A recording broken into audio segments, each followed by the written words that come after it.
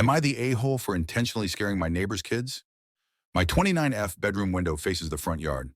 During the day, I have the blinds half open, enough to let in some light and sunshine for my cats. From the street and even the front yard, it's not possible to see clearly into my bedroom. Because of this, I do often walk through my bedroom in my underwear, or just partly dressed to get to the bathroom. I don't risk walking around naked, though.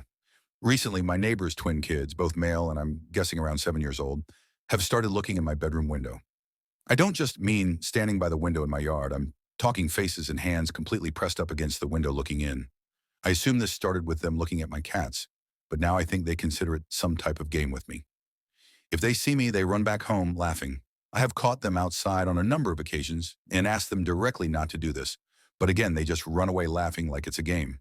I've also spoken to their parents multiple times and they refuse to do anything about it. The response I got was, they're just kids being kids, and if you don't want someone looking in your window, just keep it closed. I think that teaching your kids that it's okay to go onto someone's property and peek in their window is kind of fucked up.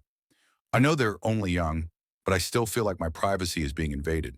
This has been going on almost daily for months now, until last week. I walked in my bedroom and heard the kids outside playing, then spotted the terrifying demon-like mask that my boyfriend wore to a Halloween party the night before. So I got an idea. I stood next to my window wearing the mask for almost 20 minutes. Finally, I heard the footsteps approaching and waited until both kids had their noses pressed up against the window.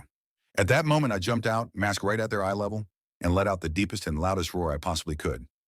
In all the years living next to these neighbors, I've never heard them scream as loudly as they did when they saw me.